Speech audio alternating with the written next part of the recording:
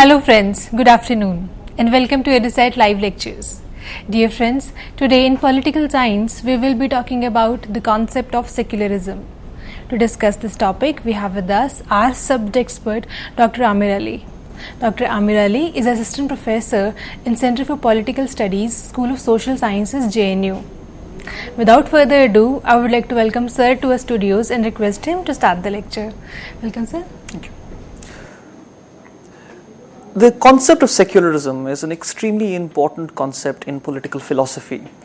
Quite often, a lack of clarity in this concept means a great deal of confusion because the concept of secularism plays itself out in everyday politics. The way that this is discussed in the media, for instance, or in larger popular debates. So I want to begin by talking about the origins of the concept, and before I actually talk about the origins, it's important to understand what secular means. The concept secular means or refers to something which is non-spiritual or non-religious. The origins of secularism lie in Europe in the 16th and 17th centuries. Most basically, the concept of secularism entails an attitude or a stance towards religion.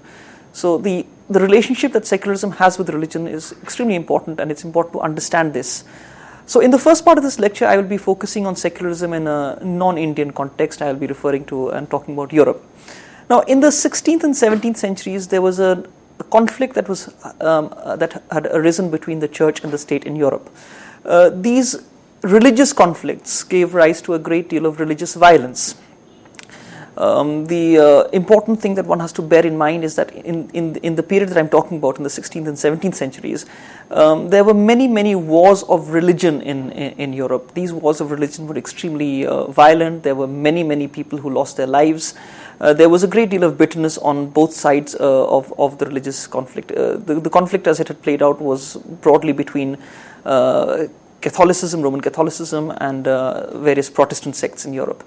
Now, to get a sense of how bitter these battles or these wars of religion were, if one looks at the period between 1618 to 1648, which is a roughly 30-year period, something like 10 million lives were lost. Now, 10 million lives being lost is a very large loss of life. Now, the point that I want to emphasize here is that given this kind of religious conflict, secularism in Europe emerges as a palliative, as something which tries to heal the bitter divisions that have opened up as a result of these religious conflicts. The important contrast that I would want to point out immediately in terms of Europe and the experience that Europe went through and the way that we talk about secularism in this country is that in Europe, secularism is emerging after religious conflict has actually happened. In many ways, secularism is emerging like a palliative or a healing process. Whenever there's a bitter division or a conflict, it is usually followed by a healing process. So I'm talking about secularism as a stance towards religion, and most importantly, as a process that brings about a certain element of reconciliation after these bitter divisions have happened. Now, in India, which I won't be talking about so much in the first half of my lecture, I do want to quickly point out that secularism has emerged prior to or during the course of religious conflict. So this is an important contrast that I think it's important to keep in mind. The contrast that I'm referring to, which is that in Europe, secularism emerges subsequent to religious conflict. In India, we have invoked the concept of secularism prior to or simultaneously with religious conflict. As religious conflict has happened, we have also invoked secularism as an important concept which in many ways tries to heal the rifts that religious conflict has given rise to. Now, I want to talk about the concept of secularism and differentiate it with the process of secularization. These are two different things. The concept of secularism, as I indicated a little while ago, is talking about a stance, an attitude towards religion. The word secular essentially refers to something which is non-religious or non-spiritual. When it comes to the process of secularization, one is talking about the way in which the concept of secularism plays itself out in the society in which it has become a very important part. Now, in a very deceptive sort of a way, the concept of secularization has been understood to it's been understood as an attitude which is negative towards religion. Quite often, religion has been understood as something which is increasingly on the back foot. I want to look at this once again, because essentially what I want to argue is that the process of secularization, which is a process that arises as an offshoot of the concept of secularism, does not necessarily entail a diminishing of the influence of religion at all. What it does really talk about is the way in which the place of religion is constantly renegotiated. Now, in the European experience, it can perhaps be suggested that religion has increasingly played a slightly more marginal role, but as I'm trying to suggest, secularization does not necessarily mean a process in which religion becomes diminished in its significance. That does not necessarily have to be the case, but what I want to emphasize here is that the role of religion is renegotiated. Now, in this regard, an important distinction that we work with in political philosophy is the distinction between the public and the private. Increasingly, the process of secularization suggests that in the public sphere, religion plays not so dominant a role. Religion is something that can continue to play an important part in people's lives, in their private religious observances, and this results in a negotiated kind of a settlement. It would mean that religion does not bring about the kind of conflict that I was trying to talk about in the earlier part of the lecture. Secularization, it's also linked to a certain notion of science. So there was especially in the 16th century, there was an understanding that as science advances, the understanding of religion is also being diminished. So it was understood, religion was understood as in some ways being in opposition to science. As I keep trying to say, these are historical ideas that are developing in the 16th and 17th centuries. It is important for us to understand the emergence of an idea in its historical context. As I said, I want to focus in the first half on Europe, which is a context that may be slightly unfamiliar for us who live in India. But the contrast that I'm trying to bring out between the historical experience of secularism in Europe and the historical experience of secularism in India is a contrast in terms of how secularism emerges after religious conflict in Europe, and in India it emerges prior to or simultaneously with religious conflict. And this perhaps might explain many of the difficulties that some of us face in appreciating what secularism entails or what the idea is all about. There are many examples of secular societies across the world. Different countries, different societies undergo different processes of secularization. It is important to understand that the concept of secularism as it emerges in a certain society is in some ways related to the kind of religious background that it is emerging in. So French secularism, for instance, is a very different kind of a secularism compared to, let's say, secularism in the US, where it takes on a completely different configuration. Many people think of secularism in Europe as something which is settled. The recent debates, for example, that are arising in France over the headscarf issue, the legislation that was brought in France some years ago, banning overt signs of religion. For example, it entailed the banning of the Muslim headscarf worn by Muslim women. It also entailed the banning of the turban that is worn by Sikh men. These are conflicts that suggest to us that we need to revisit the concept of secularism to understand it again in its historical context, and also, most importantly, to think about the role that secularism can play in the 21st century, because we seem to be going through another phase of intense religious contestation.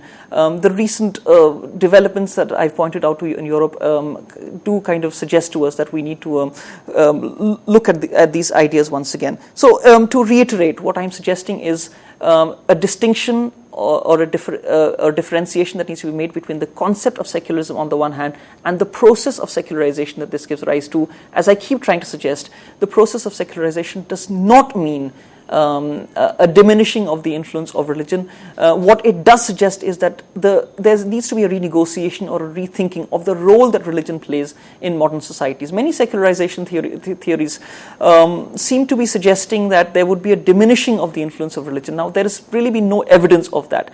Different societies, as I keep saying, go through different kinds of experiences. In the UK, for instance, the rates of church attendance have shown a significant decline. But this is different for different societies. There are many, many other societies where there is no evidence of any decline of religious influence whatsoever.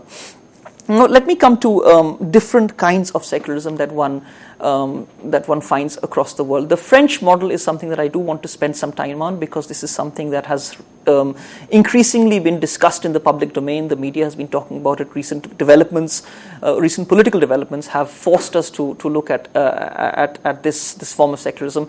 In French, the word for it is laïcité, a word that many people may be unfamiliar with, but it involves a very specific kind of secularism, and it involves an idea that whenever a French citizen enters the public domain, the French citizen should leave behind any overt symbols of religion, and hence the law that I was talking about a little while ago. In France, there's been a controversy over what is called the burkini, which is worn by many Muslim women on French beaches. The many mayors of French towns, coastal French towns, resorted to a ban. So it's important to look at the way in which a concept as old as secularism, which has a history of at least 400-500 years behind it, becomes contested in present contexts. The French laïcité model is important because it represents a particular way in which the state is asking its citizens to not bring any overt symbol of religion in its dealings with the state. It's very much focused on the relationship of the individual with the state, and this relationship between the individual and the state must be shorn of or devoid of any connotation of the religious. To substantiate this point, I'm reminded of a certain French politician who some years ago made the point to defend French secularism, when the politician in question suggested to many Muslim women that they should take off their headscarves and enter the public domain with a certain respect, in much the same way that they would remove their footwear when they enter a holy place like a mosque or a temple or whatever. This analogy brings out the way in which the French Republican model is in many ways trying to completely look at the citizen as merely a citizen. Now, in this model, it's the individual who is coming into a certain relationship with the state.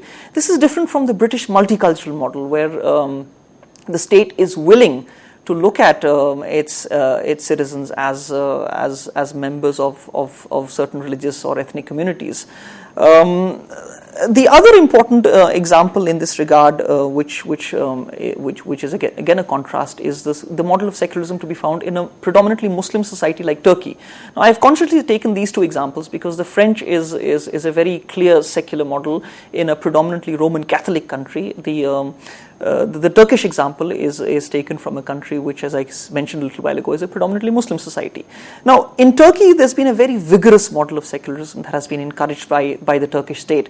It goes back to the times of the early 1920s, when the Ottoman Empire was on the verge of collapse. This was just after the First World War. The end of the First World War brought many empires to an end. One of these empires that came to an end was the Ottoman Empire. The Ottoman Empire was led by the Muslim, the Caliph, who was a Muslim religious leader. This was replaced by the Kemalist Republic. The Kemalist Republic refers to an important Turkish leader, Mustafa Kemal Pasha, who was also referred to as Kemal Ataturk. And Kemal Ataturk introduced a very vigorous form of secularism which, akin to the French model, asked its citizens to shun any overt forms of religiosity. I'm trying to draw these two parallels in terms of a very vigorous attempt to keep the public sphere shorn of any overt symbols of religion. And I'm taking these two examples because these two examples are of two different societies, one predominantly Muslim, the other predominantly Roman Catholic Christian. But the model of secularism that seems to be coming up is a model of secularism that vigorously suggests to its citizens of shedding any overt symbols of religiosity. A lot of Turkish secularism can be understood in terms of the personality of Mustafa Kemal Pasha, who is also referred to as Kemal Ataturk, and Ataturk means the father of the Turks. The Kemalist Republic has often been very, very vigorously defended. It has been vigorously defended in the face of a great deal of religious assertion. The important aspect of Turkish society that one needs to keep in mind is that this is a country which has a large part of it which is in Asia, but there's a small part of Turkey that is in Europe. In fact, the city of Istanbul, which is one of the most important cities, historically speaking, in Turkey, is a country that straddles both continents, Europe and Asia. There's one part of the city of Istanbul which is on the Asian side. There's the other part of the city of Istanbul on the European side. And for many, Istanbul represents this kind of a conflict of cultures. The Turkish novelist Orhan Pamuk, who is a Nobel laureate, who won the Nobel Prize for his famous novel My Name is Red, has written very profoundly about the kind of society that Turkey and Istanbul is. But coming back to the point about the attitude, the first point that I tried to make in this lecture was that essentially secularism does mean an attitude towards religion.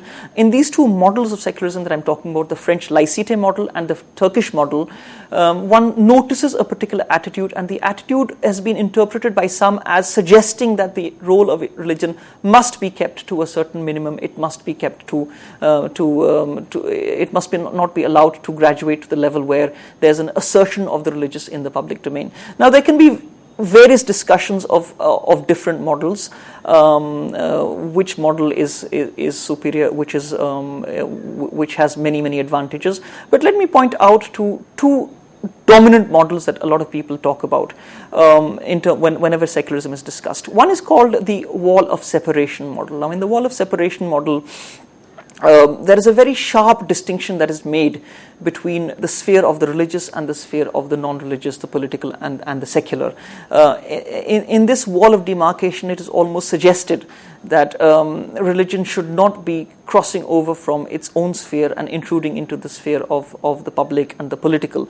Perhaps some of you may notice that the two models that I just talked about, the French laïcité model and the Turkish model, in many ways come close to this kind of a wall of separation. It's almost as if there are certain aspects of religion that need to be walled in and hemmed in and kept out of the public domain, and this is being done in the interests of a state which seeks to maintain a certain harmony or a certain balance. There's another model that quite often people talk about, which is distinct from the wall of separation, and this is known as the equidistant model. The equidistant model talks about the way that a state must maintain a position of neutrality or equidistance, as it were, from different kinds of different religious denominations. Obviously, the equidistant model is more interested in maintaining a semblance of balance, a certain neutrality or a certain element of fairness when it comes to the attitude of the state towards religion. Quite often, a secular state is misinterpreted as a state which wants to maintain an attitude of hostility towards religion. As I keep saying this, especially in the 21st century, this does not have to be the case. A renegotiation of religion, as secularization implies, could also mean a renegotiation in terms of citizens deciding what kind of a role religion is to play in their lives. This would also mean that different citizens can decide for themselves what is the role that religion will play in their lives. It could be one of religious observance. It could be one of agnosticism, which means that a citizen basically says that he is he doesn't really he isn't very particular about about his attitude towards religion, and his or her attitude towards religion, I should add, in times of greater gender sensitivity, his or her attitude towards religion and spirituality. It could also entail an attitude of atheism, which is a downright denial of the role of religion and spirituality and divinity in an individual's life. But most importantly, what this is bringing up is the point about a citizen's relationship with the state. In this relationship, the mediation of religion is something which is kept as a background, it's kept as a minimum. Now, this particular relationship that I'm talking about between the individual and the state is a relationship in which the element of the citizen's freedom is becoming very, very important here. And in modern times, the role of citizenship, again, an important concept in political philosophy, and the allied notion of freedom becomes very, very important.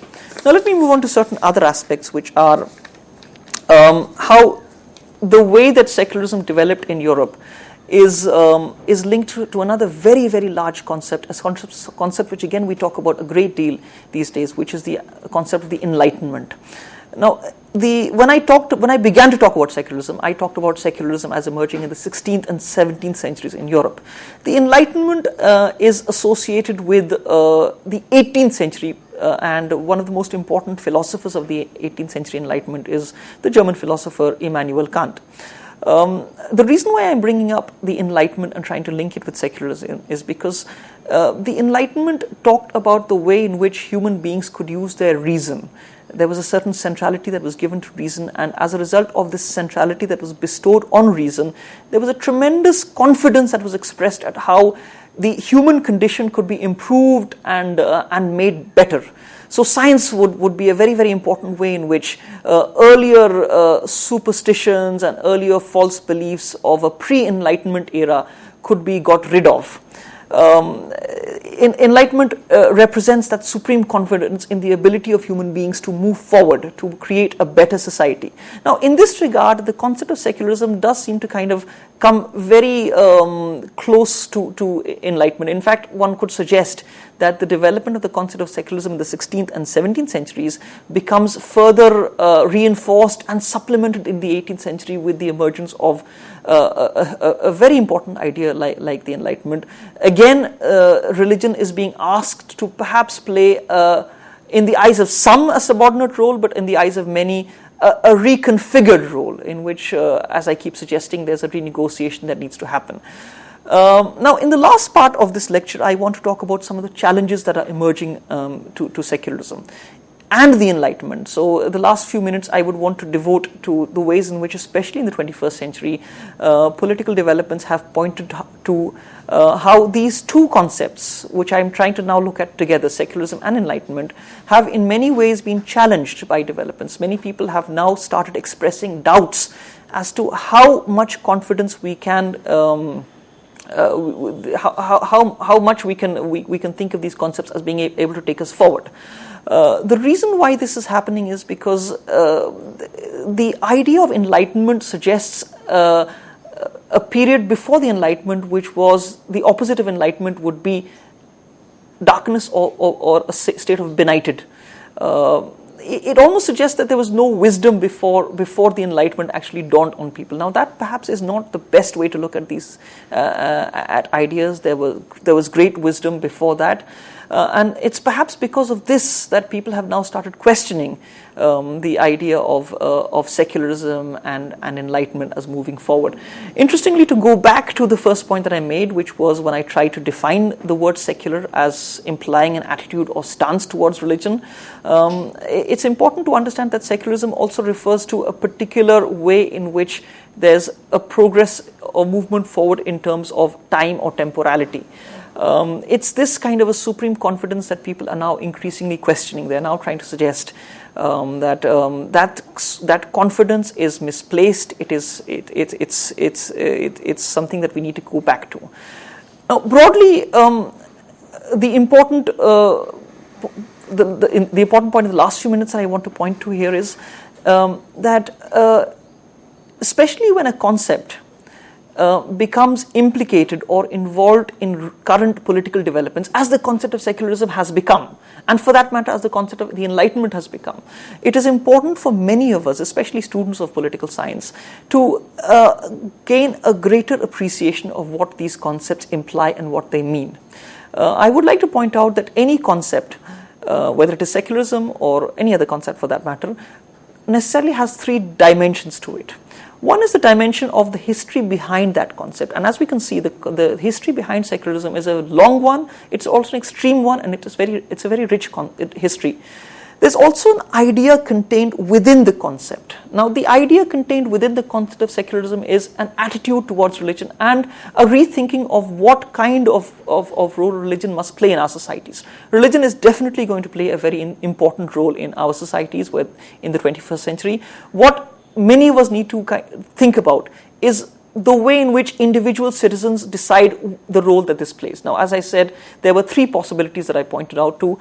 One was the possibility of a religious observance, the other is a possibility of an agnosticism, the third is also a possibility of atheism, where a person can say that it doesn't really make any difference to him, and therefore, in order to reconcile these three different positions, another important concept that comes up is the concept of toleration, which is also linked to secularism in many ways. In fact, when I talked about secularism as a healing process, the idea of toleration comes up in a very, very important way.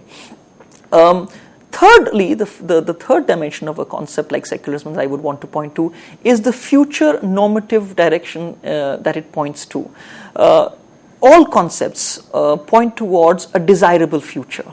A future in which it is thought that the application of that particular concept would make for a better society.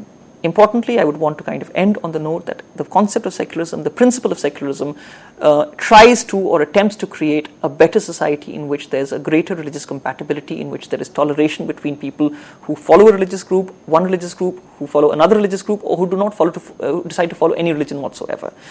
To sum up, the concept of secularism has a long history behind it, which it is important for us as students of political science to understand. It has an important idea that it contains within it, and then it is pointing towards a desirable future ahead of it, in which citizens of a state can think about, can reflect over the ways in which they relate to each other and the way they relate to larger concerns. The concept of secularism is going to remain with us. There will be a great deal of contestation, but it is important for us to arrive at a certain appreciation of what this means and how we will negotiate the very problematic and thorny conflicts that lie ahead of us in the 21st century. Thank you.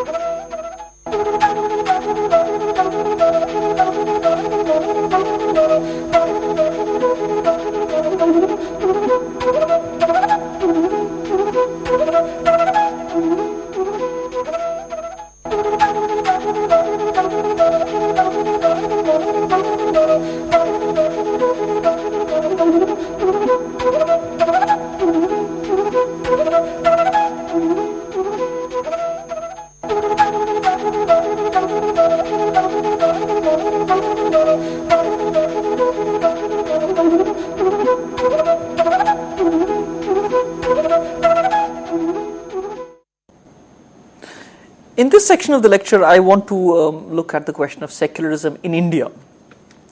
The most important contrast that I would want to reiterate is that in terms of a difference with the European experience, in India we have actually invoked the concept of secularism before we had any very visible or extremely serious religious contestation. So we've often talked about secularism, we've invoked the idea of secularism in order to prevent any major religious conflagration from escalating too much.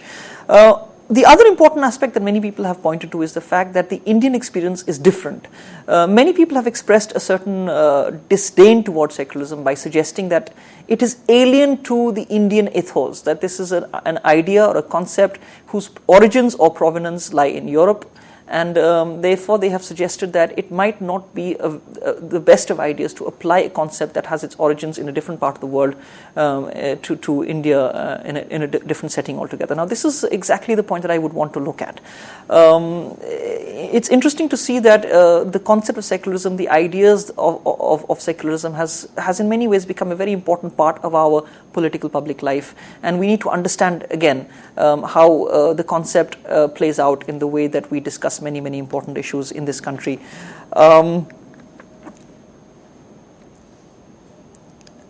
Most importantly, in India, the concept of secularism does not entail the kind of hostility towards religion or a kind of antipathy or a certain kind of a suspicion towards religion that it has often been associated in the context of Europe. It has quite often been understood as sitting more comfortably with expressions of religiosity or spirituality. If the Indian state is understood as a secular state, this does not at all mean that the Indian state is expressing any kind of overt hostility towards religion. In fact, it's important to look at our own Indian national movement, which would be an important example of the way in which the concept of secularism is embodied in different personalities. So if I could just point to two important figures of the national movement, Mahatma Gandhi and Maulana Azad. Both these figures are extremely religious and spiritual in their outlook, but at the same time, the commitment to secularism is beyond. It's an extremely the commitment is quite remarkable. So what I'm trying to point out to here is that far from any kind of hostility or antipathy or any conflict, there's a way in which the idea of secularism in India sits very comfortably with expressions of religiosity and spirituality, and this point I'm trying to explain through two very important figures in the Indian national movement, Mahatma Gandhi and Maulana Azad, both stalwarts of the Indian national movement. There are phases in which secularism has been discussed in this country. One of the most important phases of this discussion of secularism are the years between 1946 and 1950, when the Constituent Assembly is debating the format the Constitution is to take. Now, in this period of roughly 3 or 4 years, the concept of secularism plays itself out in a very lively sort of a way. These many lively discussions, which are worth looking at for students of political science, show us the way in which the founding fathers of the Constitution are pouring their wisdom into the Constitution itself. They're trying to understand what kind of a role secularism and the attitude that secularism entails towards religion should play. And this is being done in the context of the very important document that is being drafted by the founding fathers. So what I'm suggesting here is that in terms of this particular period, the period between 46 and 1950, 1950 of course is the year in which the Constitution is enacted, one sees the way in which the figures of the national movement, once the decolonization has actually happened, once we've actually attained our independence, are now trying to, as it were, pour their wisdom into the document of the Constitution and trying to suggest ways in which citizens can now renegotiate the spheres of the political and the spheres of the religious. And as we can see, the founding fathers of the Constitution have done a very good job of the Constitution. It is, as we all know, one of the bulkiest documents. It's very long, and it has served us very well. So the first phase that I'm trying to point out to is the phase of the late 1940s. In many ways, many of the discussions that are happening in the Constituent Assembly debates prefigure many developments that will happen in Europe. So that we can perhaps credit ourselves with a certain foresight in terms of being able to foresee the dangers of religious conflict and that happen in many other parts of the world after these discussions have happened in India. Now, these intense discussions that I've pointed to that happen between these years, in the years of the Constituent Assembly debates, bring to us in very concrete manner two articles of the Indian Constitution, Articles 29 and 30, which talk about various minority provisions. Now, interestingly, one thing that comes up very obviously here is that secularism becomes a form of, it becomes a guarantor of minority rights in this country. There's a certain reassurance that is being given to minorities that in spite of the profusion of different religions, in spite of the fact that there are differences in terms of majorities and minorities, but the founding fathers are signaling that people are free to follow whichever religion they want, and there's a certain kind of a guarantee that is being given to people who perhaps might perceive that they are vulnerable in some way or the other because of the religious leaning that they have. So I'm trying to link the deliberations in the Constituent Assembly debates to the actual outcome in the Constitution, the document as we know it today, in the form of these two very important articles, 29 and 30, which are articles that refer to minority protection. And what I'm trying to suggest is that the unique role that secularism is playing in India is as a guarantor of minority rights. It's a certain kind of a reassurance that is being given to large sections of the India that whichever religion they follow doesn't really matter. Now, again, to go back to various models, in the previous lecture I pointed to two different models. One is the wall of separation model, and the other is the equidistance model. I would like to go back to these models and then try to bring up the Indian experience and suggest what is so unique about the Indian experience. Now, as we've seen, the wall of separation model entails a very strict demarcation, perhaps a very severe demarcation in terms of a separation between the religious and the political. The equidistant model is less severe than this because it is talking about the ways in which a state can maintain a certain element of neutrality, a certain element of even-handedness, a certain element of fairness towards different religious denominations and different religious sects and different religious followers. If one looks at the Indian variant of secularism, and the Indian variant of secularism is certainly unique, it is, in the words of a very famous theorist on secularism, Professor Rajiv Bhargav, who suggests that what is so unique is the idea of a principal distance, as he puts it, which would mean that at different stages the Indian state has felt it necessary to intervene, and at other stages has felt it correct and principled to maintain a certain distance from religious observance. The idea of principal distance is in many ways put forward by Professor Bhargav to bring out the unique experience of the Indian variant of secularism.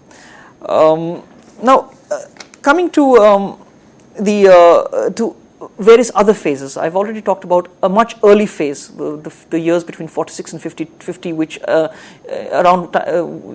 during which time India has just become independent. This is, the phase of the incipient nation state, when India, as a new nation state that has just emerged in the comity of nations, as it were, is deciding its future trajectory. It is suggesting that secularism is a concept that will undergird its constitution, that which will serve as a kind of a lodestone, as a guide in the way that the new nation forges ahead.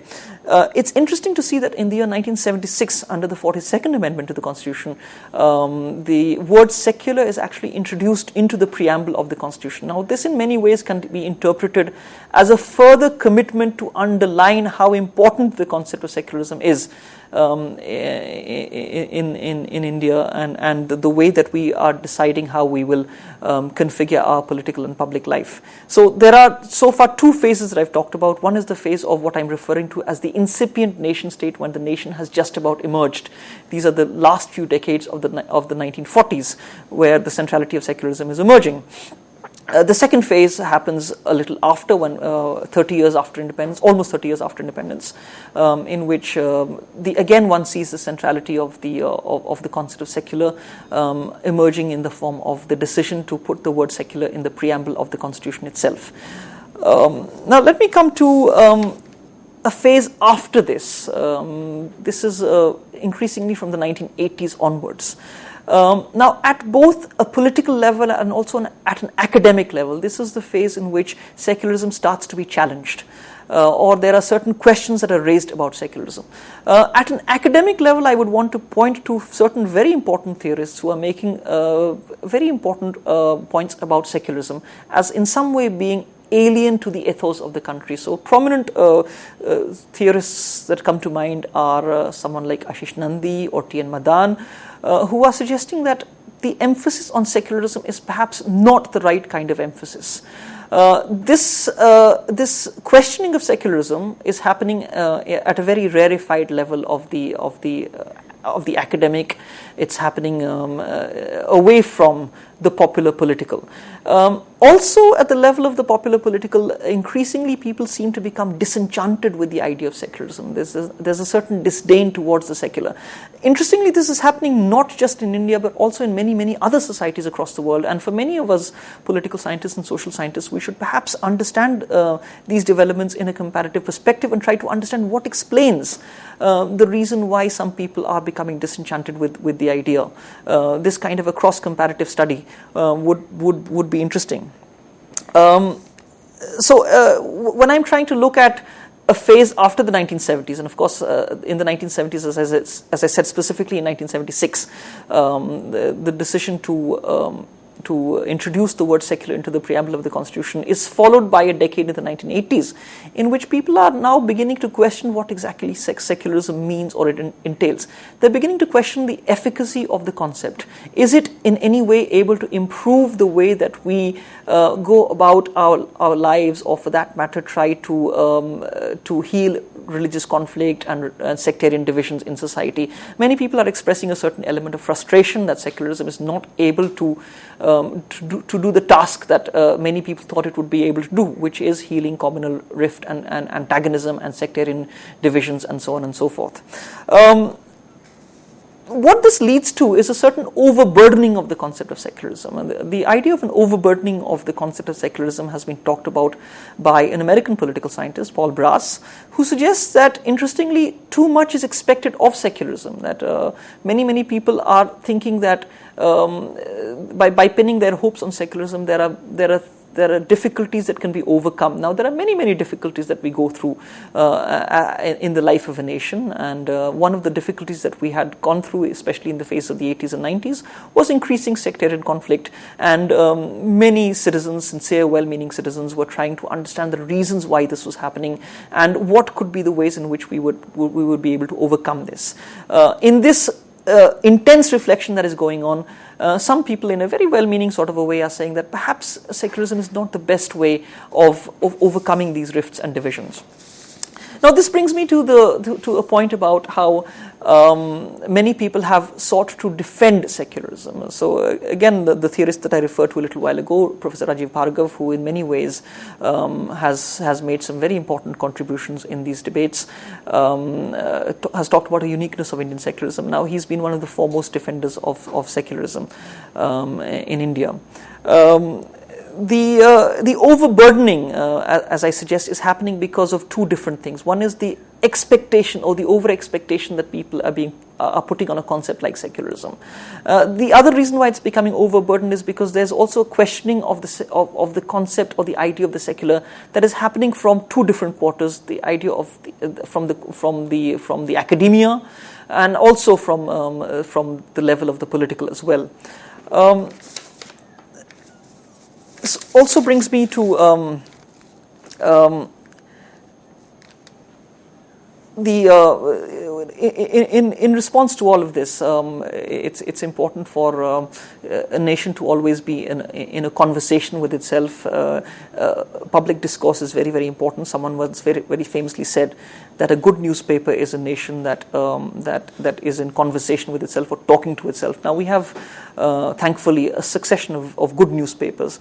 Now, quite often these newspapers have decided in their columns, in their editorials, to talk about secularism and what it means to be secular. In this regard, one of the ways to overcome the overburdening of secularism is to think about another concept that which I introduced in or talked about very briefly in one of the earlier lectures, which is multiculturalism. Secularism has been understood as a guarantor of minority rights. Perhaps too much is expected of the concept of secularism, and that is one reason why secularism has not been able to perform to the extent that we would have wanted it to do the duties or to the tasks that we would have wanted it to do. So one way in which many political theorists have talked about overcoming this overburdening is to talk about sharing the burden with another concept like multiculturalism. Also, in terms of responding to the argument about secularism is in some ways being alien to the Indian ethos. Again, Professor Bhargav, who has been extremely prolific in terms of his arguments on secularism, has gone into various phases of Indian history. And he's tried to suggest that there were certain conceptual spaces that opened up in Indian history. And in these conceptual spaces, there emerged ideas and practices that may not have been called secularism, but were akin to or similar to what we today understand as secular. So the roots of what we understand as secularism can also be found in various phases of Indian history. So Professor Bhargav would look at, let's say, movements like the Bhakti cult or Akbar's Din-e-Ilahi as instances of these conceptual spaces. All said and done, it's again important to revisit these ideas to understand what is so unique about Indian secularism. Many people have suggested that in the many conflicts that other societies across the world, especially Europe, for instance, which the kind of conflicts that are being experienced in those societies, there is something of great value that can be derived from the Indian experience. So once again, India becomes a land which is through its wisdom able to share and perhaps make better other parts of the world. On that note, I would like to conclude. Okay, sir. If one has to ask, what is the nature of Indian secularism? It's difficult to pinpoint any single nature, but it's important to understand that two things basically. One, that an invocation of Indian secularism does not mean in any way an attitude of antipathy or hostility. In fact, Indian secularism seems to be more congenial or more conducive to the expression of religion. So that's, I think, one important aspect of Indian secularism, which sets it apart from other parts of the world. The second important aspect of Indian secularism is that it is a striving towards attaining harmony between followers of different religious sects and divisions and cults. This is what makes it unique. And the last point that I made, the suggestion that has been made to the effect that there's much that people across the world can learn from the Indian experience, it would perhaps be putting forward these two aspects of Indian secularism. Okay, sir, there has been an argument that the Western secularism is essentially equidistant, or it's like it actually takes the state away from, say, religion. And if we compare Western secularism with Indian secularism, then where do you think Indian secularism lies? Is it equidistant from religion, or is it more engaging with the religion? Well, in terms of the three different models that I've staked out, the wall of separation, it's certainly not that. The equidistant model, it could be close to the equidistant model, but then again, the important point is that at different phases, the Indian state has felt it important to intervene in religious matters. So the idea of principled intervention is very, very important here, and so it would definitely be closer to the equidistant model, but it doesn't maintain that kind of neutrality, as it were. This aspect of Indian secularism, I think we need to understand. Most importantly, I'm reminded of another theorist on secularism who says that in the many problems that we have gone through, the solution to this perhaps lies in more secularism, not less. And in the kind of enhancement of secularism, I'm sure that there are ways in which the concept can be developed, and therefore that would perhaps be an interesting development to look out for. Okay, so what do you think are the challenges to Indian secularism, to the secularism that our founding fathers have enshrined in the Constitution of India? Well, many challenges as we move forward in the 21st century. As I said in the first lecture when I talked about the process of secularization. Now, I think rather naively people thought that the process of secularization would lead to a diminishing of the influence of religion. Now, clearly that is not happening. Now, as there is a continued centrality of religion, I think one of the major challenges is how individual citizens negotiate the role that it is to play in their lives, and most importantly the role that this religious observance, or non-observance for that matter, is to play in their negotiations with the state and with fellow citizens. This is perhaps the biggest challenge that we need to look at, and I'm sure that developments in India will be very, very important in leading to a conceptual development of secularism as we forge ahead. Okay, so thank you, sir, for that discussion. On that note, I would like to thank sir for this very enriching discussion, and thank you, dear friends, for watching our show. Stay tuned and keep watching. Thank you.